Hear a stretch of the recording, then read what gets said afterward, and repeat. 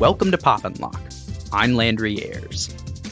What if an alien robot crash-landed in the middle of rural Maine? What if it was equipped with high-powered lasers and rocket launchers?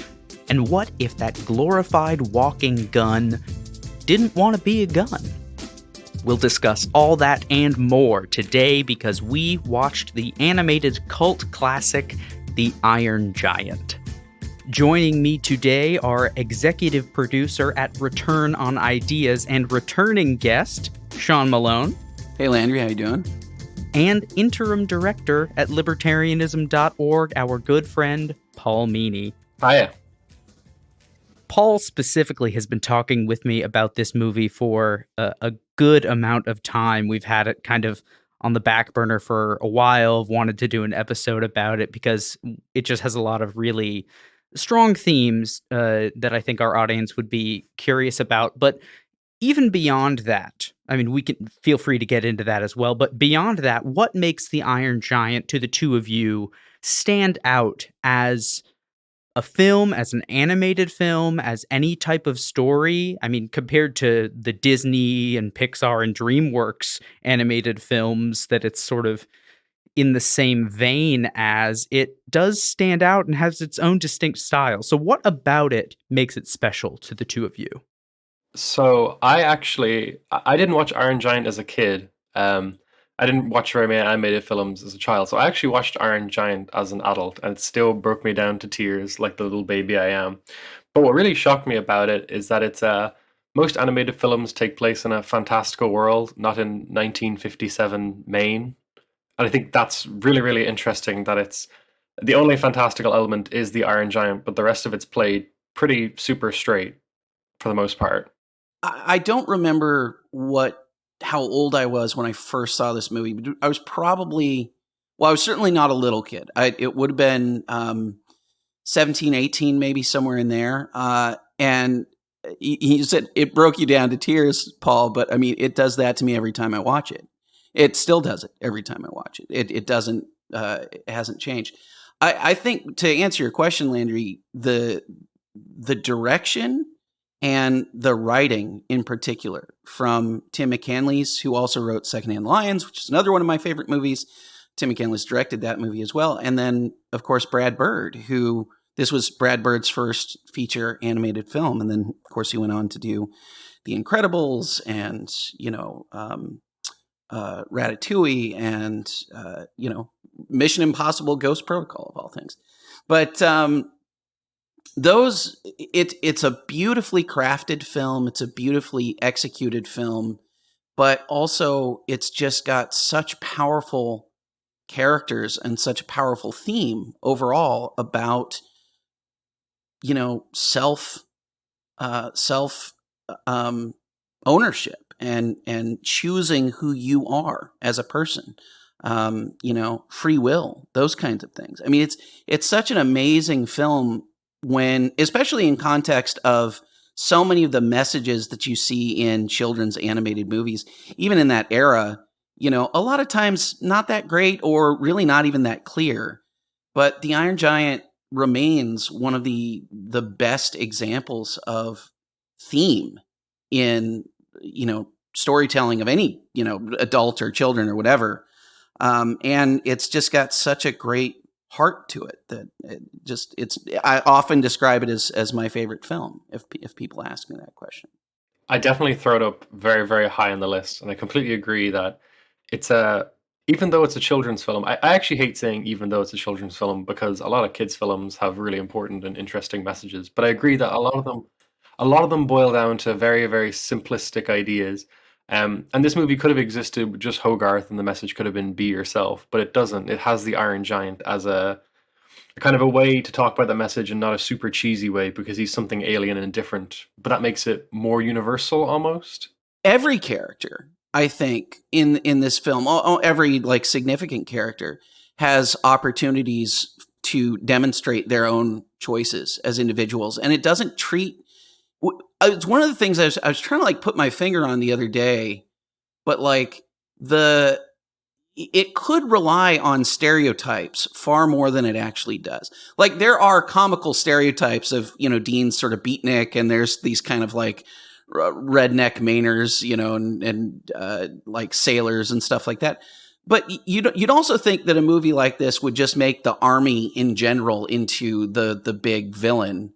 And it's actually not, like there are aspects of all of those things where every character has a chance to be human and make a choice. And I think that that's something that's adds a lot of depth to it.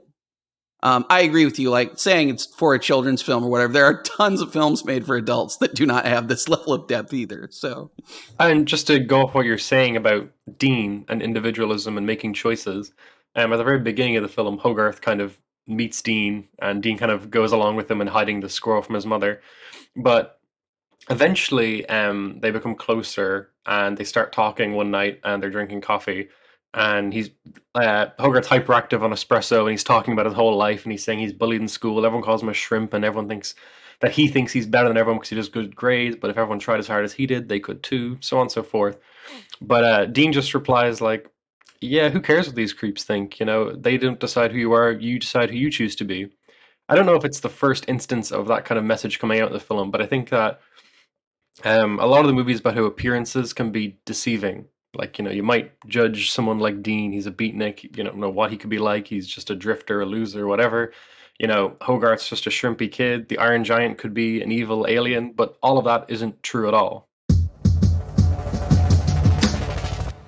The notion of theme, I think, is very, very important because Brad Bird gets a lot of flack is a good way of putting it, but also gets kind of recognized or tagged as oddly a very objectivist filmmaker, because of some of the themes that are present in his movies. Specifically, I've seen a lot of it in The Incredibles, specifically The Incredibles 2, as well as Tomorrowland, which has a very parallel or similar community to Galt's Gulch, from some of Ayn Rand's writing. But there's also a lot of coverage that very much rebukes that, along with Bird's own claims that he thinks that lens of looking at his work is lazy and not accurate. While some of those ideas might fit and map well onto some of his works, but he's much less about these types of choices or specialized,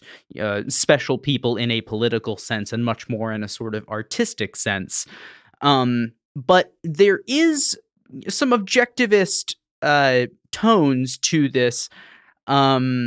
The exceptional quality of certain characters and forging your own path, that individualism that Meany had talked about, as well as the villain being a sort of corrupt, power-hungry government employee.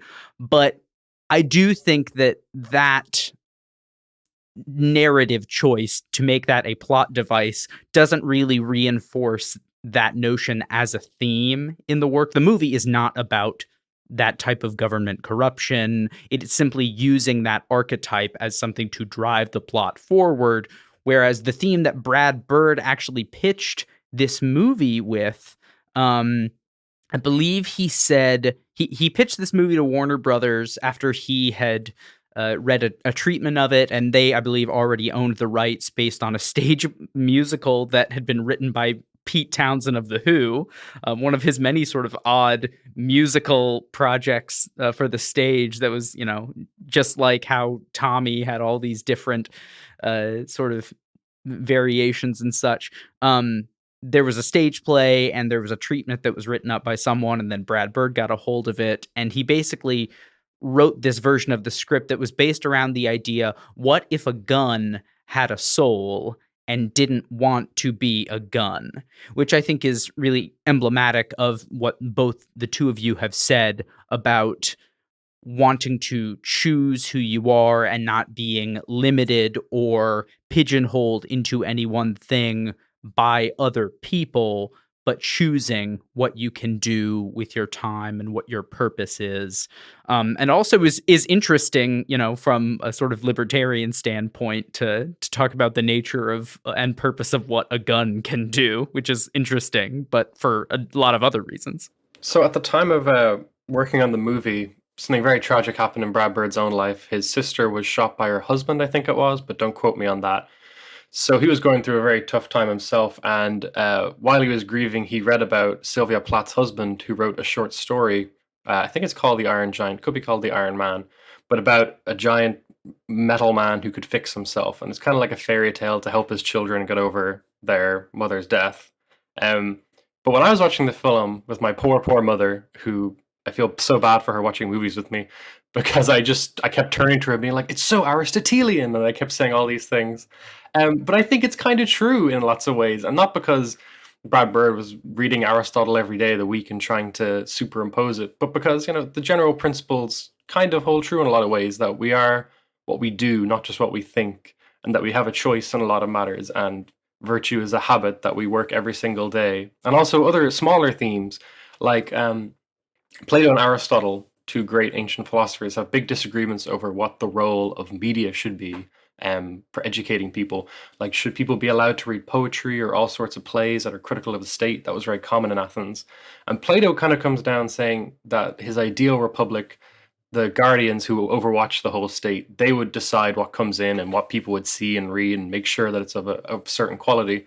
But Aristotle, who tutored Alexander the Great, he always was relying upon models, and he wrote whole books about the nature of like theater and plays and poetry, called poetics, pretty simply.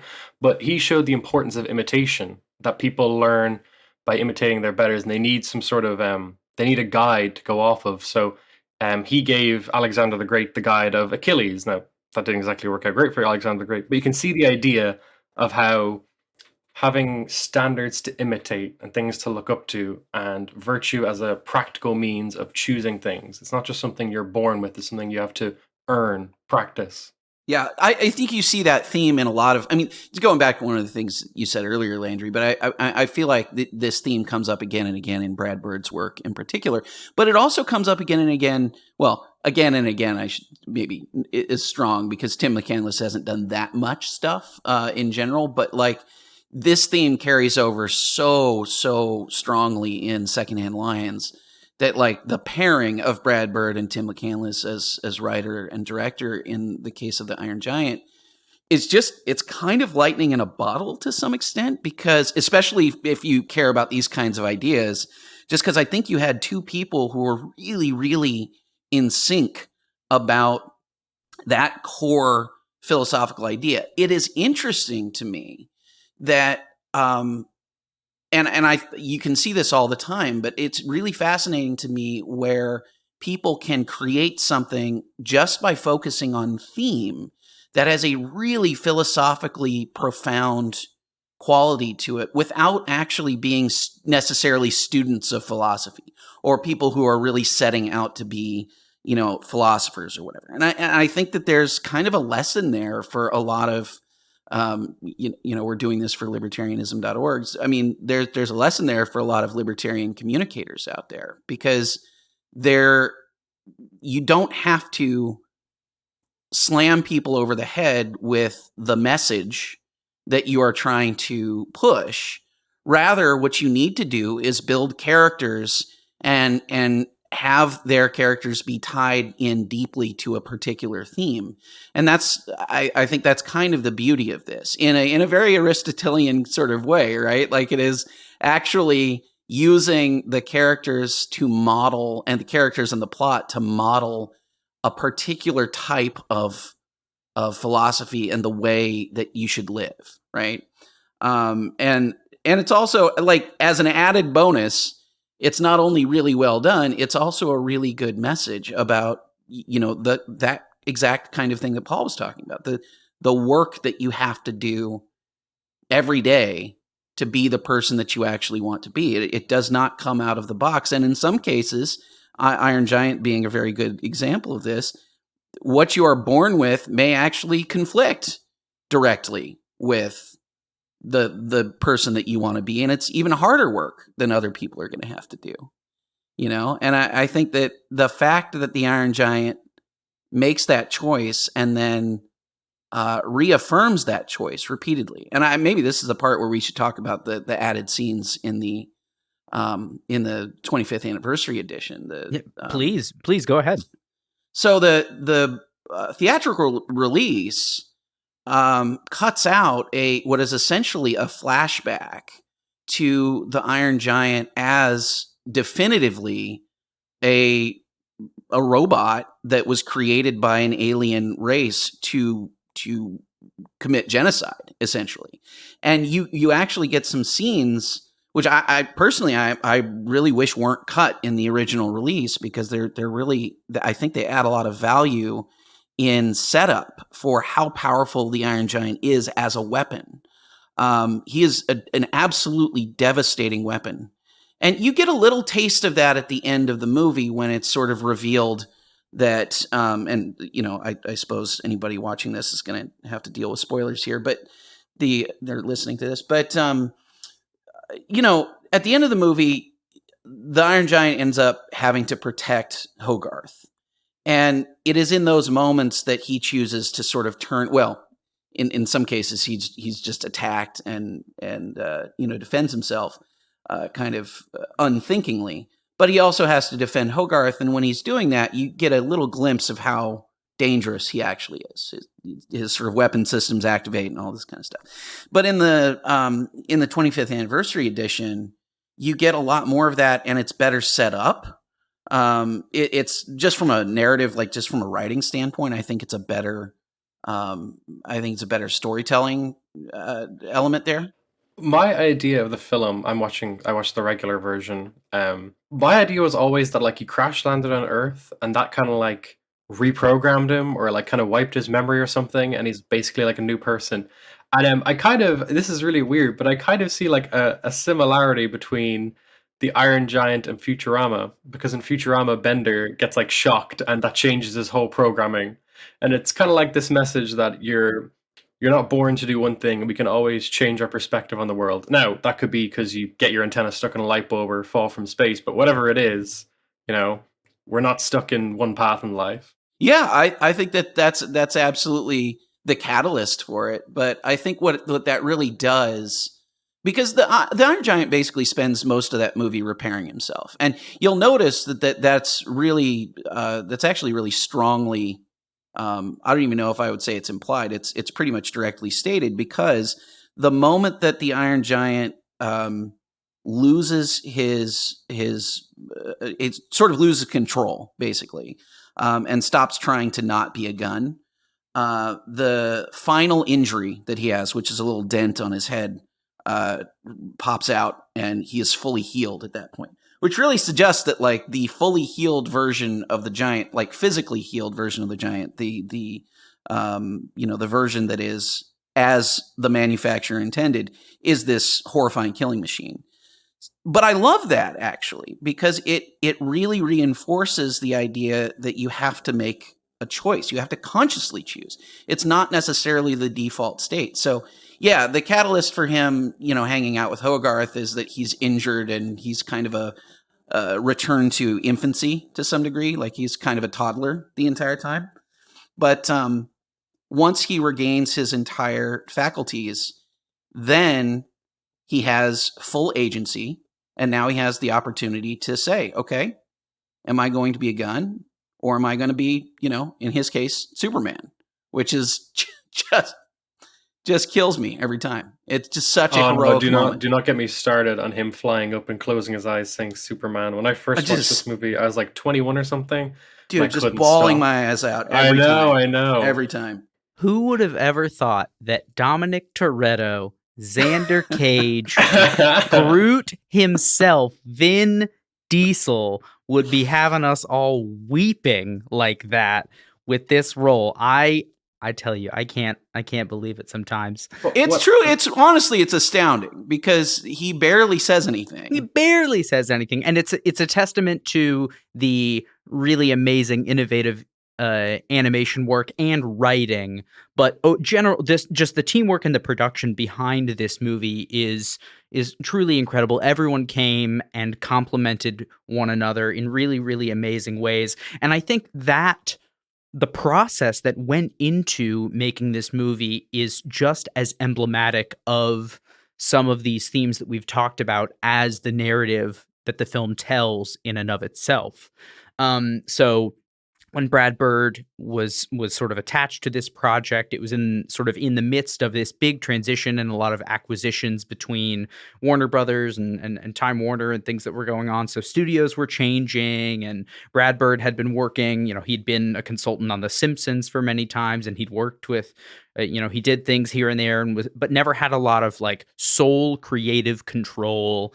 And these animation studios tend to, because they're very big and marketing is a big part of them, they tend to get a lot of attention, and it's very rigid and structured, and they have to have so many boxes checked, even more than a lot of dramatic. That's what amazes me most is this movie was ever made the way it is, because it is so critical of America at the time. It's like normally the animated kids films kind of try to stray away from that, but like it makes America look quite bad. Like, and it's also the idyllic setting of Maine.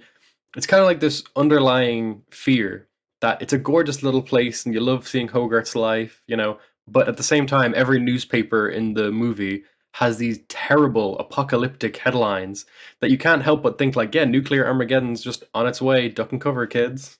Well, Brad Bird even said like the idyllic setting of Maine and that time, all of the art is inspired by like Norman Rockwell and that type of artistic expression, but the simmering tension of Cold War fears is just bubbling underneath the surface everywhere you go, and there's all this anxiety about weapons and Sputnik, and there's the comics and movies that are going on, and fear of the Russians and stuff like that. The script, because at a certain point, when Hogarth first meets the Iron Giant and he gets super excited, I tried to write it down, the exact quote, but I couldn't hear exactly what he was saying. But he was saying, people always wig out and start shooting when they see something new like you. And that's kind of exactly what happens.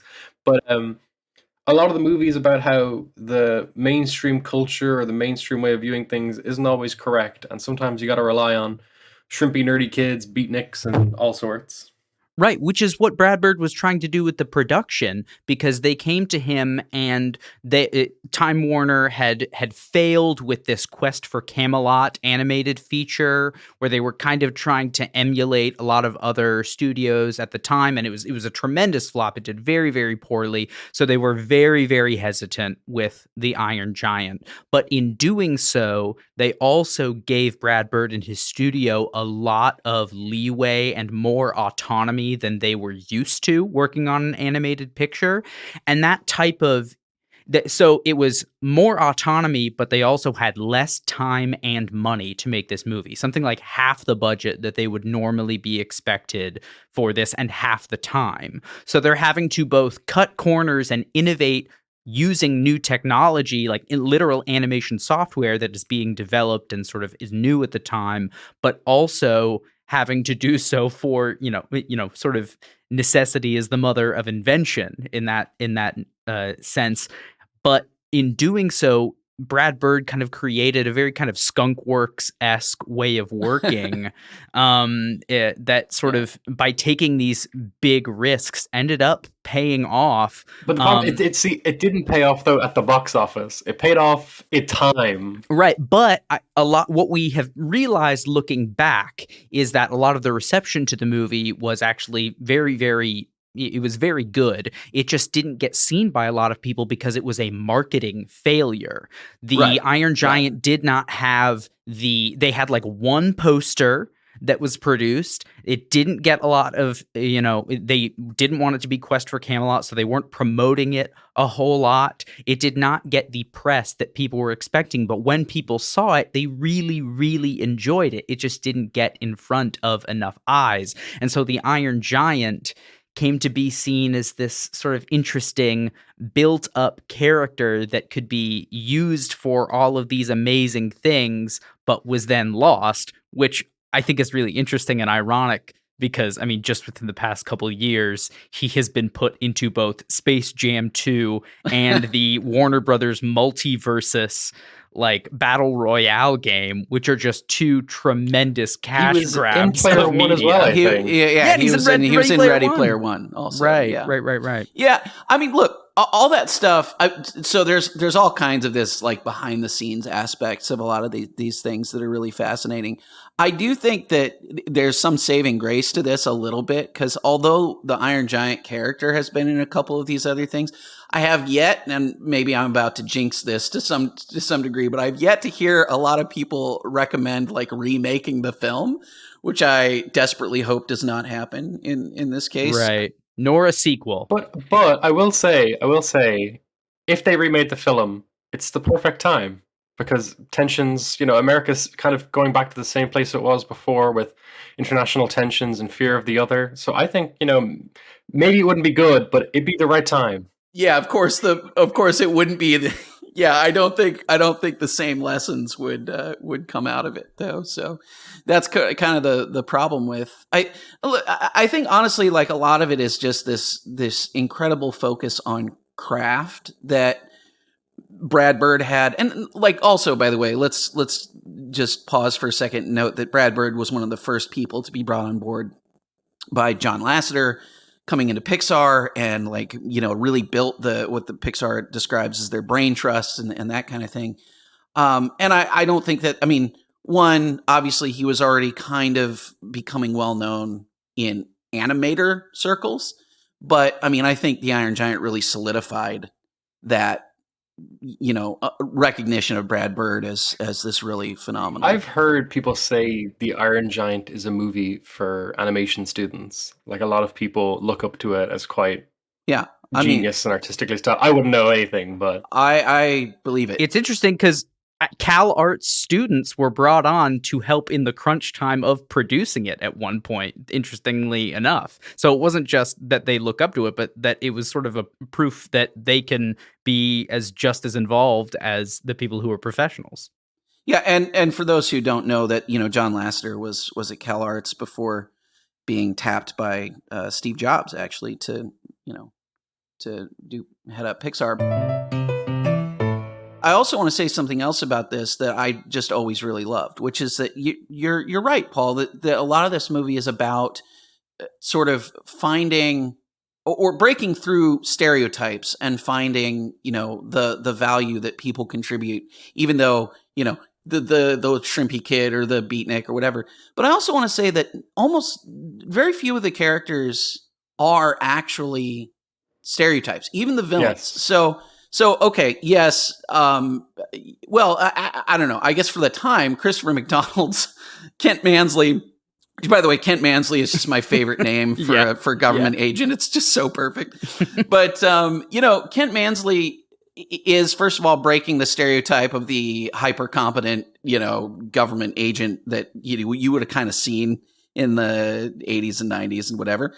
But on the other hand, I always appreciated the fact that John Mahoney's General Rogard was not an insane, like the idea of, especially kind of in the early 2000s, you started to get this idea of like the warmonger, like violent lunatic general, right? Think about the the general in Avatar, in James Cameron's Avatar, right? Like just kind of lunatic. But often today in movies, a lot of the times the military is right next to the shady secret agents in Washington and all sorts, and they're kind of just treated as almost like lackeys who go along with it. But in this movie, the military are like, no, this is suicide. This is a terrible idea. Yeah, and I love that about that movie, because it shows that Mansley is not, the point is not necessarily in this case that every member of the government or every government agent is some kind of lunatic like Mansley. It's that Mansley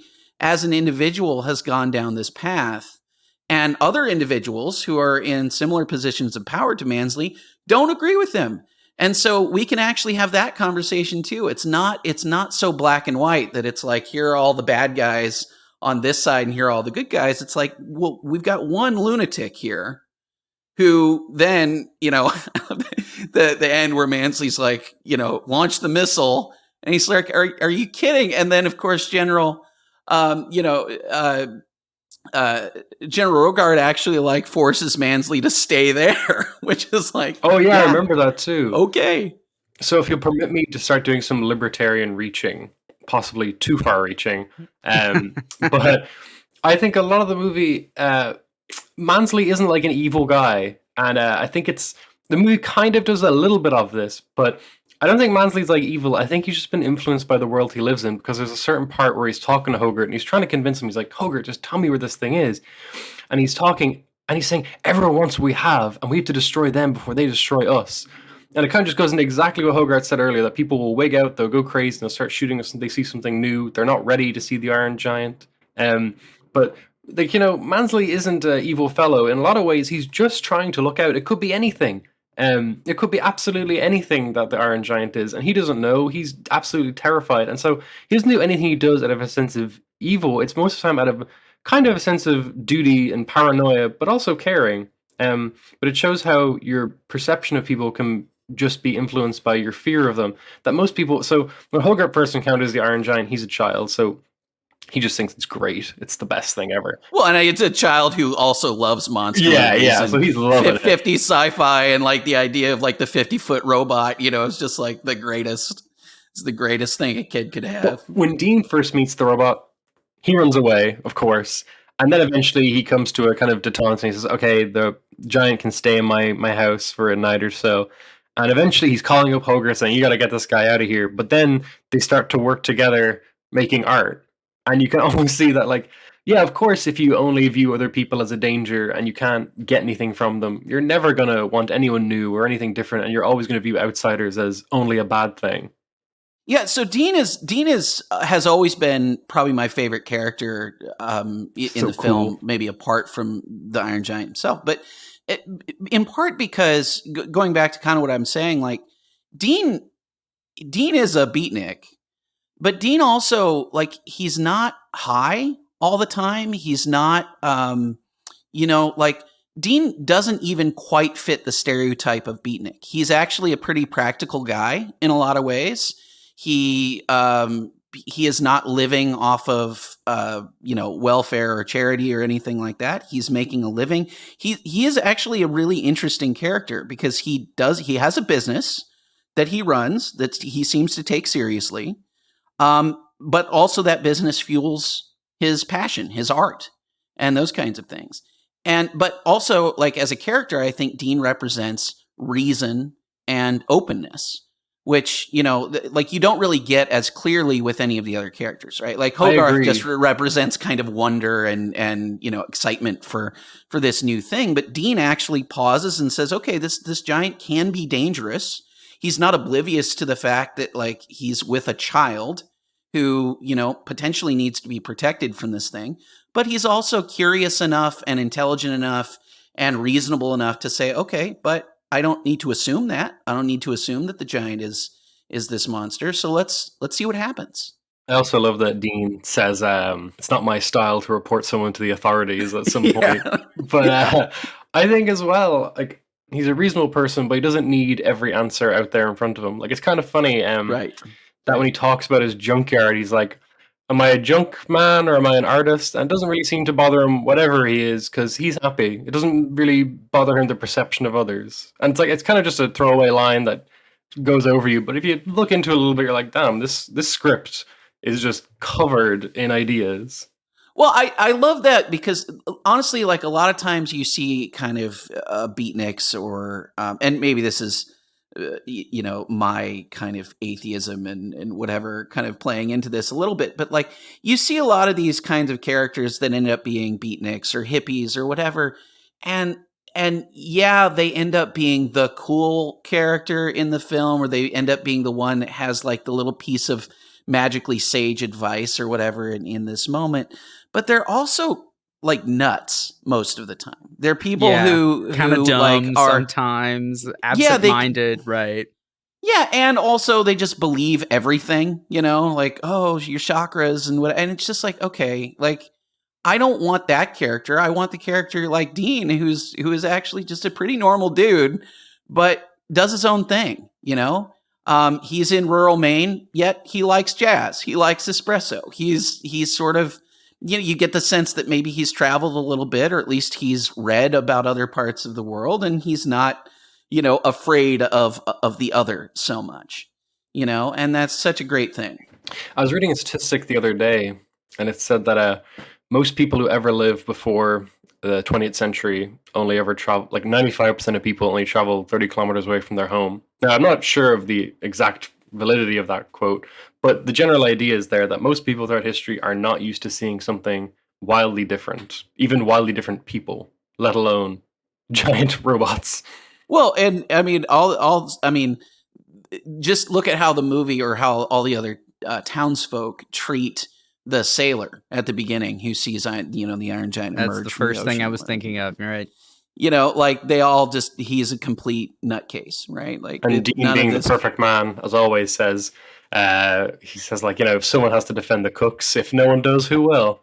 Yeah. I mean, well, it's great. That's a great moment too, because Dean doesn't believe him, right? Like, Dean doesn't believe that guy either, but he's like, look, man, like, you don't need to beat him up over this. Like, he saw something, who knows what it was. But Dean doesn't like go for the irrational position there either. He's not like, well, that guy just had some wild claim and I'm definitely going to fall right into it. He's waiting for evidence, and it's just, I don't know. Anyway, but in any case, Dean ends up being Hogarth's role model, which is, and father figure. And then, by the end of the movie, presumably sort of his stepfather, actually. And that's, again, I feel like so many kids' movies have such terrible lessons so much of the time, and they offer role models that are actually name really and shame bad. Well, okay, like the Lorax, for example. I mean, just off the top of my head. I mean, it's vehemently anti-capitalist. It is like basically tries to scold people into treating the environment better, but it also like has wildly inconsistent views of what it means to treat the environment well. It's based on completely irrational premises in so many ways. I mean, you could go down the list of kids' movies and you'll find like tons and tons of just bad. My least favorite is The Lion King. Lion King, not movie-wise, obviously it's a great movie, but message-wise, Lion King is just like, isn't Divine Monarchy fabulous? Yeah, I mean, there's another great example. Well, okay, so we can go down the list of sort of Disney movies, right? And that give people irrational expectations about relationships, that give people bizarre understandings of government, where I think Disney's probably done more than almost anything else to institute this idea of the right person in charge will fix all of our problems, right? We just get rid of the evil stepmother and return the good king to power, or the good queen, or whatever, like everything will be okay. Like, those are horrible, horrible messages for kids, and they're horrible ways to teach people about the state, for example. But they're everywhere, And the Iron Giant offers skepticism of the state without vilifying, sort of blanket vilifying all government agents, right? It glorifies reason. It glorifies free will and choice. It glorifies moral agency, and its hero is ultra powerful and exceptionally dangerous, and chooses to use that power for good and for defense. Amazing. Absolutely amazing. And it'll make you cry. And you know what? Here, Paul, your moment has arrived. Here's what we'll do. My time to shine. Paul, because you specifically requested it, we are going to do our favorite old segment, Locked In. What else have you been enjoying in your free time other than reliving the joyous time of watching The Iron Giant, Paul? I'm glad you asked, Landry, because every pop and lock I've been on, I never give a proper answer because I don't watch much TV, but I've watched a TV show, so I've finally done it. So my TV show is What We Do in the Shadows, and I've watched all 4 seasons now, and I love it. Great choice. I have watched everything but the very last episode of the last season. I've been avoiding it. I need to buckle down and watch it because I do love it. I spent my whole time just thinking about the practicalities of vampires, and I got so into it that I ended up reading a few papers about the mathematics behind it. And depending on, like, one paper had 3 different models it used, and I was saying, like, the classic Dracula vampires, The whole world will be vampires in less than half the year. But the only coexisting with vampires we can have is the Twilight scenario. So It's I'll a just leave great. that there. I mean, I'm not mad about it. I love the Twilight films. One of my favorite film I have series. not. I stopped watching. I watched out of legitimately. I watched the first 2 Twilight movies, or first 1.5 Twilight movies, out of professional curiosity. Literally, Uh-huh. they were doing really, really well in theaters at the Right, time, and right. So I you was had to like, go. well. Well, no, I watched them. I watched them way later on streaming or whatever. But like, I was like, I was living with filmmakers as I have most of my life until I got married, and we were like, God, people love these things. We don't know why, so let's. In What We Do in the Shadows, they recreate the baseball scene, but They with do. kickball. I love it. Oh my It's so gosh! good. But It's the so baseball I scene. don't know. I stopped watching after One that. of the best scenes in modern cinema, I must say. The first movie in the Twilight, we've had a Twilight episode of this show. What am I doing? I've done this before. Twilight 1, bad but fun to watch. 2, New Moon, not great. It's just Yeah, not good. this is why I stopped. I watched 1.5, and I was like, this is terrible, and I gave up. 3, they introduce some crazy stuff and it's not good, but you start to get into it and it's weird. 4 is just bonkers and I enjoy it because it's so off the wall. That's a commitment, though. Breaking Dawn Part 2, it got me at the Landry. end. It got me at the end. There was a I don't moment where I know. was like, and I gasped. You just went on a full character arc. You did.